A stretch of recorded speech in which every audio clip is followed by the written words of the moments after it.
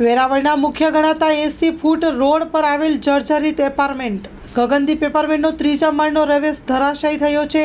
વર્ષોથી આ ગગનદીપ એપાર્ટમેન્ટ જર્જરિત હાલતમાં જોવા મળી રહી છે। સવારે આ ઘટના ઘટી હતી, કોઈ જાનહાની થઈ નથી।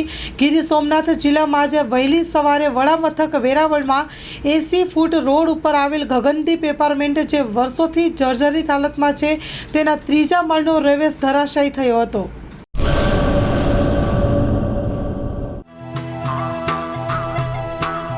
કચ્છી નવું વર્ષ એટલે અષાઢી બીજ। અષાઢી બીજ કચ્છી નવા વર્ષની સર્વેને હાર્દિક શુભકામનાઓ।